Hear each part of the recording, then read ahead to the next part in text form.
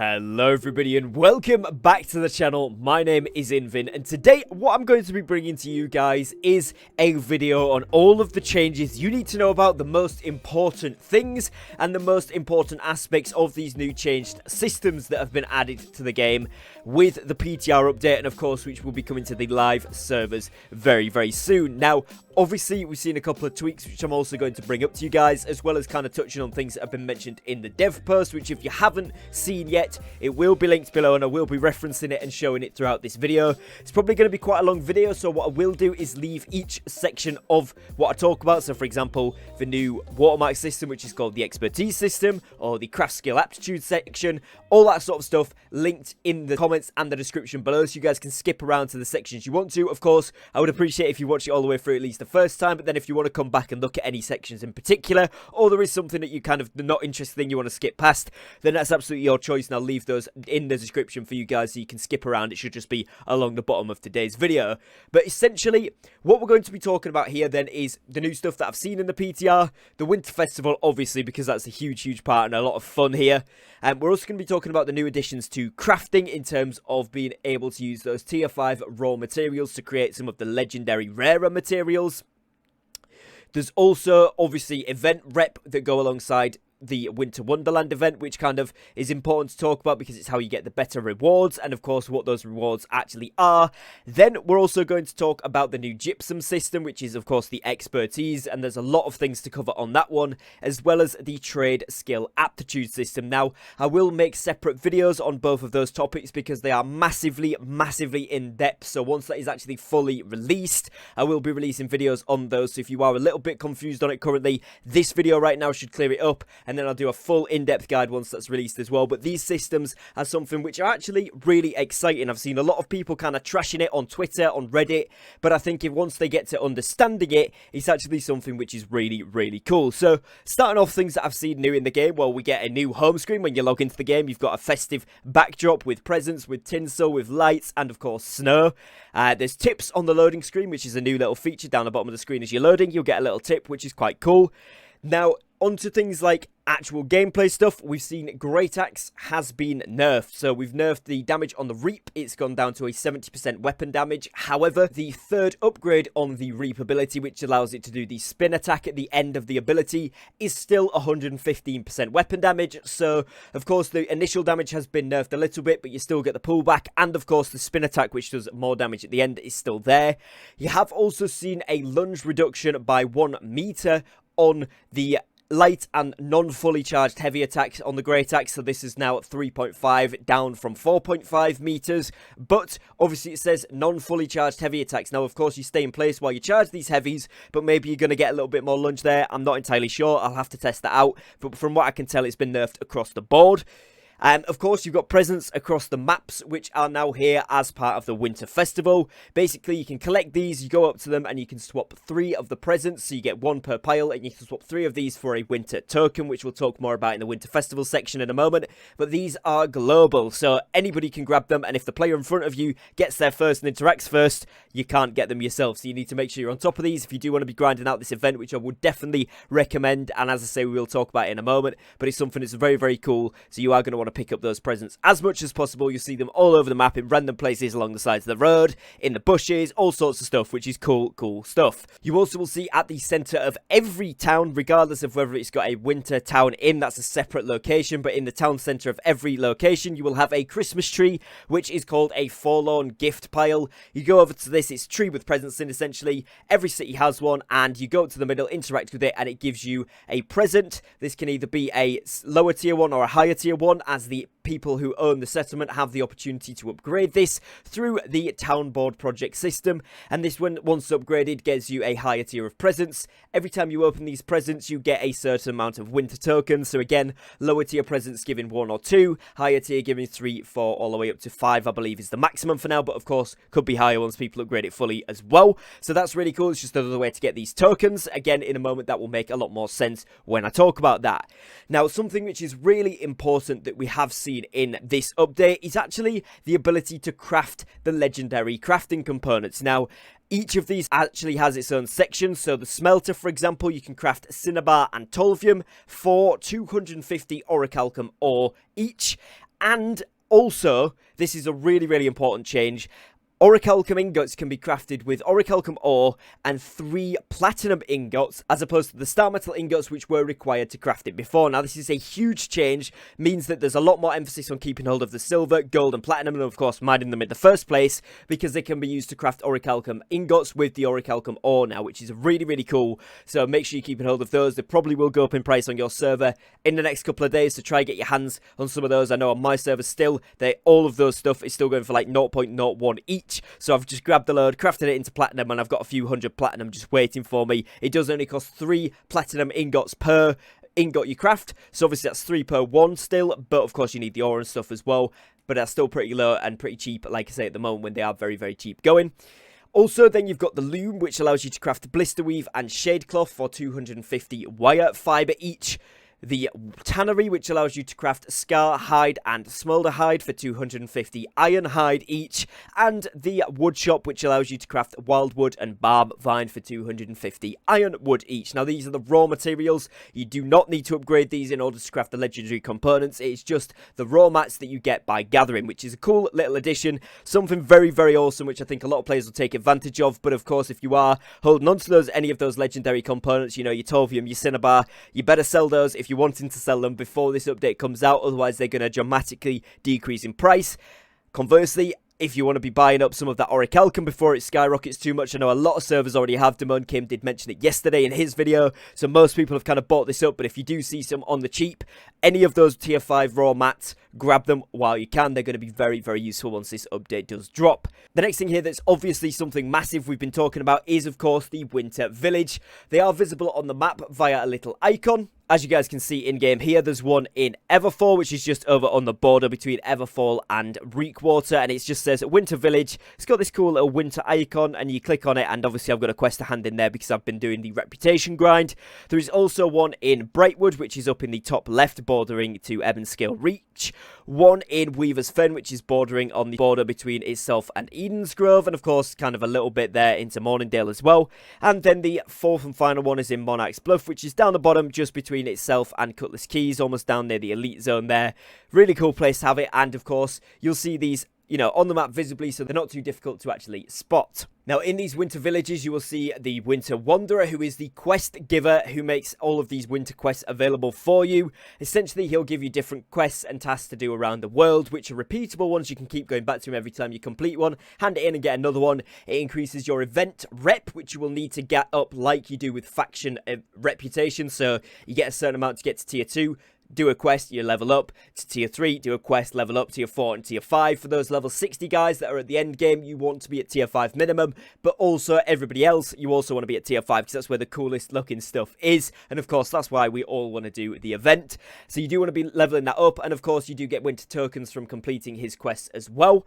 With those winter tokens, you will be able to get the regular ones just from completing the quest, and you can also get premium ones, and the premium ones cost 25 regular ones per one to make, and those are used to buy the best stuff in the store. So 25 regular makes one premium, and the premium ones you need several of to buy the best things. There is a bountiful gift sack in the Winter Village next to the Winter Wanderer, and it's beautifully wrapped present, which gives you 3 tokens every time you interact with this, and again, this is on a daily cooldown. And of course, you can go ahead and pet the reindeer in the Winter Wonderland area, which is always very, very appreciated as well. The next thing a lot of you guys will notice in the game, as you can see from my gameplay on screen here, if I press escape, you have had an update to the UIs. You can see across the top there, it's a little different. You've got settings and menu in the top right here, so it has changed a little bit. You can go onto it and it's all just the same tabs, but it's a little bit neater. Obviously, I'm on the PTR, so everything's maxed and stuff, but each sort of tab is a little bit more kind of consolidated, let's say, more clean, I would say. So it's pretty nice. It also tells you,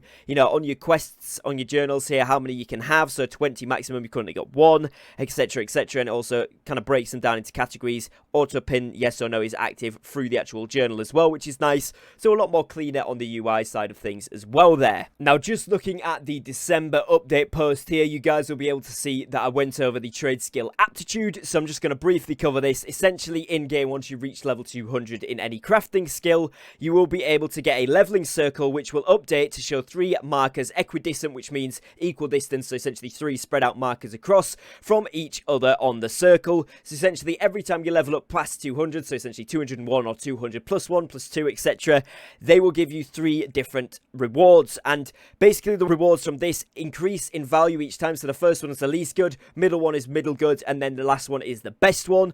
And of course you can still get good stuff from the first one as well. It's just the least good of the 3, or the least chance to be good of the 3. And these you'll get in them kind of things that are related to trade skills, or mostly relevant to trade skills, it says here, such as craft mods, special ingredients, and even schematics and recipes. Once you do gain enough XP to increase that meter all the way around for another level, so a full +1 level or +2 level, whatever, it then resets and you can start again by getting the least good one, the middle one, and the best one every time. That's exactly the same layout, so every time you do ramp up that XP to the full, you go back to getting the worst one from the best, if you like, and then you can work your way back up and then back down and back up, etc. So it's kind of a never-ending loop of chances to get some cool items, which I really like. There is also a new thing added with this, which is called equipment patterns. Now these obviously give you an artifact that allows you to craft a guaranteed gear score 600 item that has a specific appearance. Patterns require a significant amount of powerful craft and resources to create, but guarantee a 600 gear score items. That's really cool. Patterns still roll perks, and players have the normal amount of control over their outcome with craft mods and as-of, so you can choose, you know, which ones you want to get, whether you want it to be a sort of item perk, skill perk, or whether you want an attribute, and of course how much as-of to put in to guarantee the gem slots, etc. And they have a small chance to drop from Arcana, Weaponsmithing, Armoring, and Engineering Aptitude reward caches, so those crafting ones there. So the next thing that we're going to be talking about here is the expertise and the Gypsum system. Now this is quite in depth. I'm going to go over it in quite a lot of depth here so that you guys can understand. I've seen a lot of posts on Reddit which are completely inaccurate, and I've also seen a lot of posts on Twitter and even the forums which people are slating this system completely or absolutely bigging it up, and they have no idea, to be honest, what it's about. So I'm going to try and go through it in as much depth as possible. I'm not an expert on this, but I have read over the post several times. I've looked in the PTR, and I'm going to show you guys as many possible kind of visual stuff as I can along the way, as well as like the post itself and in-game how this checks out, so you guys can try your best to understand this. Essentially, it's going to mean it's going to replace the high watermark system that we currently have. It is not going to reset your score, so lots of people have been spreading false info that it's going to reset, you're going to get back to 500. That's not the case. It's going to keep you at exactly the level you are at now. So if you're at 590, you're at that max watermark, you're going to be at the max expertise when it changes over. The only thing that will change for you is the name. If you're at lower than that, it will just keep going as you currently are in your progression status, so 572, 518, but it will be expertise instead of watermark. Now, what is the benefit of this off the bat is that you will be shown this in-game. Now, this isn't in the PTR, so I'll just show you the screenshot that they put on the forums here. But as you guys can see, on the left-hand side next to each piece, it tells you your expertise level. So it's showcasing 520 on each of the armors there and 520 on the weapons and the jewelry, showing a current gear score of 416 and an average expertise of 526. Not sure how it's worked that one out when he's got 520 on everything, but maybe that's just a visual bug for now. But this is going to tell you, of course, what level you're at. So every time if you got something that was a 522, this would then go up to a 522, etc, etc. So the next thing to talk about in terms of the expertise system is the Gypsum system that they have added. So this, in essence, gives players a bit of control over what watermark, or as it's now called, expertise progression they get per day based on the activities that they do. So essentially what happens here is you get gypsum orbs, which are crafted by each different type of gypsum. Now, gypsum and gypsum orbs are different items. So to clarify, gypsum is something you get from completing an activity, which I'm going to go over for you guys now. And gypsum orbs are the things that each of these gypsum are crafted into. So for example, obsidian gypsum, you need 3 of these to craft 1 gypsum orb, whereas the one underneath, the sapphire gypsum, you only need 1 to craft an orb, but it's harder to get. So it'll make sense once I go over how you get each of these, and then what I'll do is take you in game to the gypsum kiln so you guys can see how these are crafted now. That will work. So first things first, here you have obsidian gypsum. These are required by defeating level 60 plus open world named bosses, typically found in elite landmarks. So obviously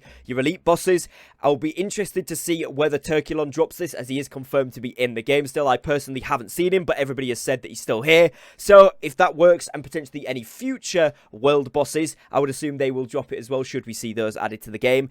Now, like I mentioned before there, obsidian ones, you do need 3 of those per day to craft your orb. Once you've obtained 3 of these, or once you've obtained the maximum amount before we get any further into it, obviously I'll tell you how many you need. Once you have obtained the maximum you need, so for example, when you've killed 3 elite bosses, let's say, you then cannot get any more gypsum, and you are locked out of getting that for 23 hours. So you will not be able to get any more obsidian gypsum once you've killed your 3rd elite boss of the day for 23 hours until after that, and then of course you can get it again. It doesn't matter when you craft this, it's from when the final drop goes into your inventory, that's when you're locked out. So bear that in mind. You can only do each of these per day, except from the topaz, which is once per week, but we'll get onto that as well. So the second one here is Sapphire Gypsum. This is defeating the final boss of Lazarus or Garden of Genesis. It guarantees you a sapphire drop, and you only need 1 of these per day, or in other words, you can only get 1 of these gypsum orbs per day by doing a boss. So personally, I would only do 1 dungeon if you are strictly going for the orbs, but there is some major benefits to doing expeditions, which I will clock onto in just a moment. Then you've got Ruby Gypsum. These are found in Outpost Rust caches. You need 2 of these per day to craft an orb. So again, it's different ways of crafting orbs, but you need 2. So you need to do 2 Outpost Rush sessions in order to get those. Emerald Gypsum, which are found in the trade skill Aptitude reward containers, and these ones you only need 1 per day, but I don't know if it's a guaranteed drop once per day or whether it's a chance, so we'll have to wait and see there, but those you only need 1 of those per day. Amethyst Gypsum, which are found in breach caches, you need 7 of, which sounds like a lot, but breaches are very easy to clear, and if you get 1 per chest, very quickly able to get those done and dusted, so that's a really easy way to get a nice chest per day. Very accessible to a lot of players. That's a really nice one. Citrine, which I seem to have skipped over for some reason, which is this one here, are found in arena caches. Again, you only need 1 citrine to craft an orb per day, but as we all know, you do need the keys. Similar to the sapphire ones, you would need the keys to get into the expeditions. You need the arena keys, and these are not the easiest things, but again, let me get onto the rewards for those, because there's a way to sway you into believing that they are worth it, because there's also some other changes, so bear with me on that one, but you need 1 of those per day. And then finally, the Topaz Gypsum, which can be found on hostile creatures level 55 plus, but only after consuming a special attunement potion that can be crafted at a tier 5 camp. Now this is locked out at 1 week craft, and I'm going to jump into the game to show you guys what this is all about. So if we head out here just outside of Reekwater to my tier 5 camp, which I conveniently placed before the recording segment, if we have a look in here, you can now scroll down to the bottom of your camp to see Gypsum Attunement, and this is a Topaz Gypsum Attunement potion, and this is basically the way that you'll be able to get those drops. So it's any monsters level 55 plus and higher that will drop these Topaz Gypsum when you have this activated, and it lasts for 60 minutes or 1 hour. But as you can see, there is a little crafting icon next to it, a little egg timer, which means this can only be crafted once per week, which in my opinion is a very long time, but we'll see if this is changed before release, of course. And as you can see on screen here, you need 5 of each of the elemental animals, if you like. So the earth shell tail, which is the little turtles, salamanders, beetles, fins, eyes, tongues, and dust there as well. So all of those different ones, you need 5 of each. That's once per week. So that's how you've been able to get those, and then you actually are required to get 10 topaz ones, so it's 10 mobs that need to drop it for you in order to craft the orb from that. Now, talking about these orbs, I'm going to go back into the settlement and show you guys how this actually works once you've got each of these gypsum. So once you've done each activity, whichever one you're doing per day, or if you're doing multiple per day, it doesn't matter. Like I said, once you've completed the amount of drops you can get, it locks you out of getting any more drops. It doesn't matter when you craft them, so you could go ahead and get all your daily drops and then craft, or you could get the drops then craft one, etc. It's entirely up to you how you want to play it, and I'm sure people will have their own routes and runs planned out. But this brand new Gypsum Kiln item is available in Reekwater, it's available in Ebonscale Reach, and each of the outposts in the 3 top areas, so Great Cleave, Eden's Grove, and Shattered Mountains, and it is at both of them. I have checked that for you guys as well, so you can access this from both. And as you can see here, once you go into the screen, you've got the ability to craft gypsum orbs. Now they're all the same item as it were, but the source of the items to craft it, like I've just gone over, is from those separate things. And as I told you guys at the time, you know, you need a certain amount, so 10 topaz, you need 3 obsidian, 1 sapphire, and once you've got all of these, you can see the egg timers next to it. These are each crafted once per day, which means technically you can get 7 per day once a week and 6 per day every time after that. Those then, once you've crafted a gypsum orb with those, they can then be crafted into something which is called a gypsum cast. Now these boxes, if you like, are like loot boxes which require 1 orb per one, and each of these, it looks like, can only be crafted once per day. So you couldn't, for example, guarantee yourself 6 or 7 depending on which day of the week it is. Say chest piece increases per day. I think you could only do 1 of each different type. It's yet to be tested thoroughly, but I would assume that's why it's got the egg timer there, similar to everything else on this menu.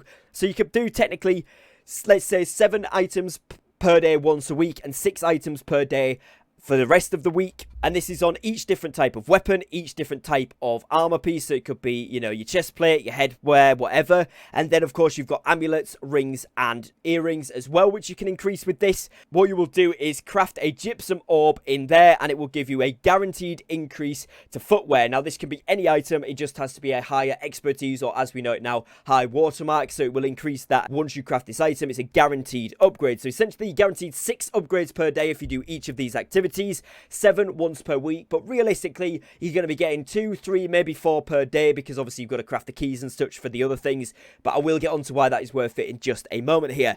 Now, the other massively important thing to point out here is, of course, right underneath here you'll see the tax is ridiculous. 570 right now. They have addressed this. The cost of these will be significantly going down, is what they said in a post. So do expect this to be much lower.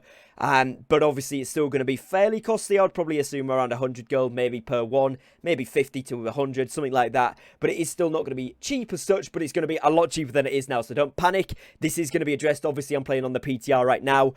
But also something to mention, obviously, when you go to the outpost, they don't have tax. I don't know how this is going to fully work there. I haven't tested this yet, but it's something to keep an eye on for full release. But, of course, if you own Ebon Scale or you own Reekwater, you are one of the only 2 claimed territories that actually has the Gypsum Kiln. And if you scroll into the territory, it actually looks like this just behind here. You guys can't see it because the quest's popping up. But if I scroll it into the Reekwater one where I am now, you guys will be able to see it's kind of like this fountainy looking thing on the map.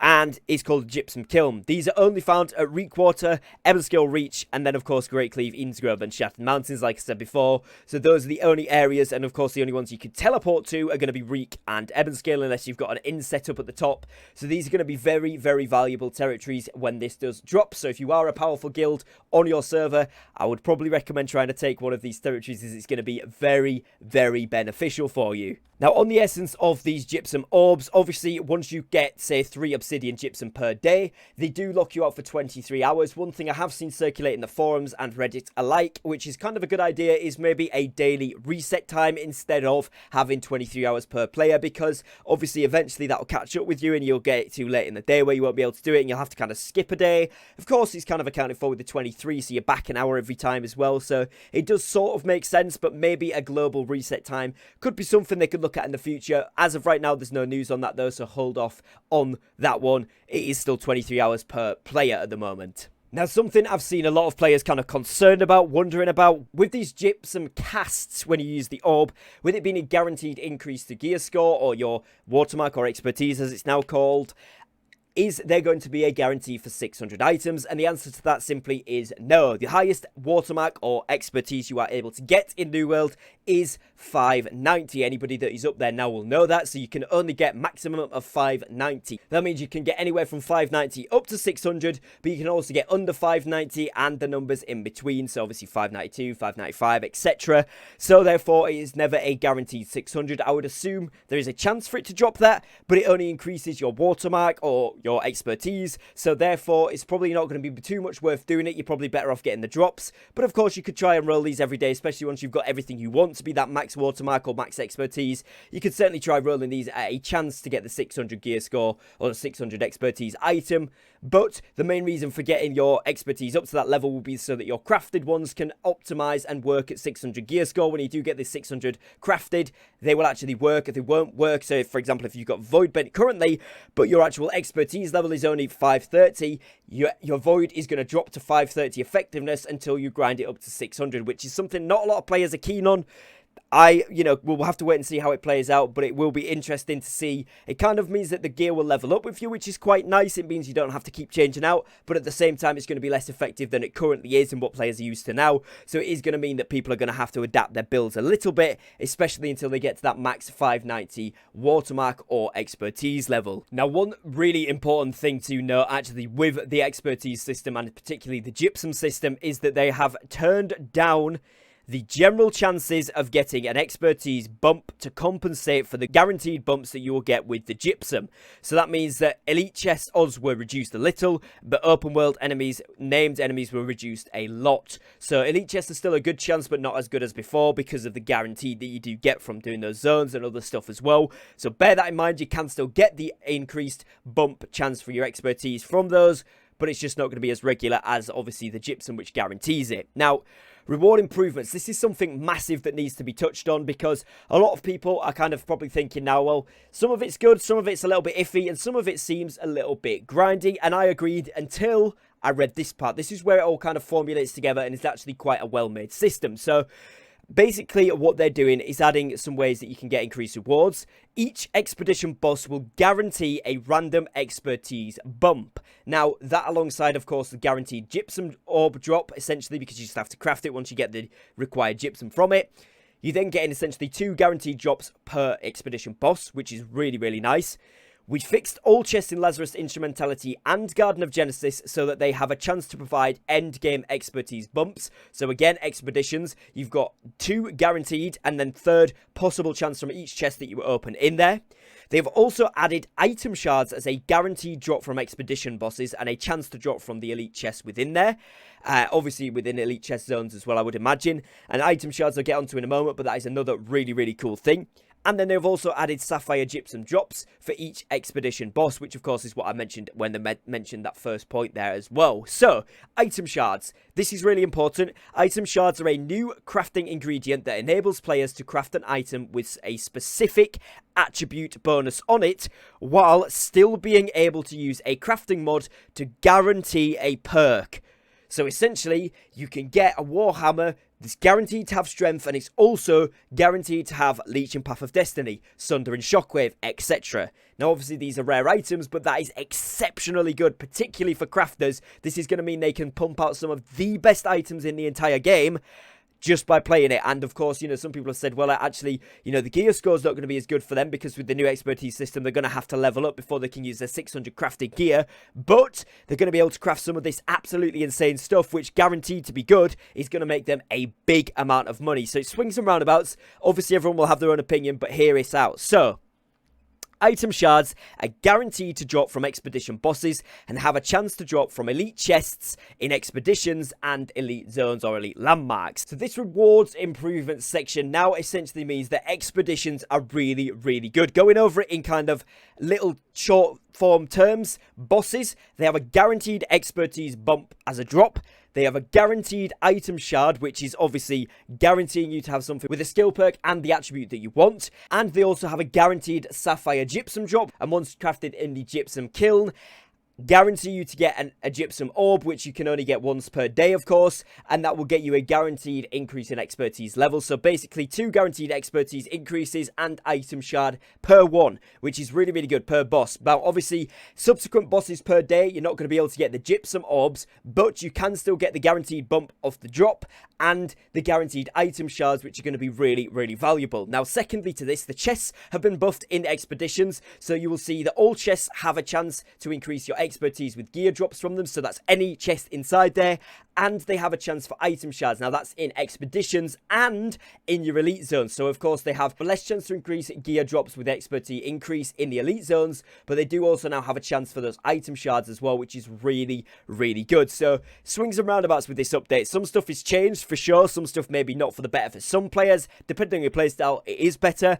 but overall you're seeing a lot more ways to progress and a lot more rewards coming in for doing the stuff that we were already doing, which is a massive, massive bonus, I think. And it's going to bring a lot more player-based activity, a lot more inclusion to people say we should run these zones, we should run these dungeons, etc. And I think expeditions did need that extra push. It's really, really interesting. Now, as well as this, something to quickly mention as well, where I said before about the arenas being worth it, the arenas also now have a guaranteed random expertise bump drop. So similarly to the expedition bosses, they'll drop a random item that will increase something that is your expertise level. level, so it will go up a little bit. Plus, they're guaranteed to drop a citrine gypsum, which only requires 1 of per day again, which can be crafted into an orb. So essentially, your first arena boss done per day is a guaranteed 2 bump ups to your expertise level. Of course, subsequent ones will only be the random drop, and of course they have chances to increase it just by the other drops they give in there as well, but you will get 1 guaranteed one, and your first one per day will guarantee you at least 2 increases, which is why these are now much more worth the time to actually craft the keys, go out your way to get the resources, etc. So this, in my opinion, is a really good change, especially for those key crafted stuff where they were needed to be buffed loot, because obviously they're very expensive. This now makes a lot more sense because you're guaranteed to get at least 2 from the arenas and at least 3 from the expeditions, with much more chances, probably looking at 4 or 5 per run, maybe more if you're lucky, to get that expertise level up. So hopefully this video has helped you guys understand these new systems and what's coming from the PTR to live very shortly. There is a lot going on, and what I'm going to do once these do go into the live game again is make a full video separately on, of course, trade skill aptitude, gypsum system, winter festival, etc. So make sure you do subscribe to the channel with the notification bells on so that you don't miss out on any of that when it does come out. And of course, I'll be keeping you guys updated with any further changes I find in the PTR, any important information you need to know, and any updates and news as and when it comes out from the forums, Twitter or Reddit or anything of the sort. So please do make sure you drop me a like on today's video as well if you have enjoyed and found it useful. I've tried my best to include everything, but if there's other stuff from the PTR that I've missed out of this video you've noticed, please drop it in the comments below. That'd be amazing if we could all share it around as a community so we can all be on top of our form. Other than that, guys, as always, thank you very much for watching. Thank you very much for your time, and as always, I'll see you on the next one. Take care and peace.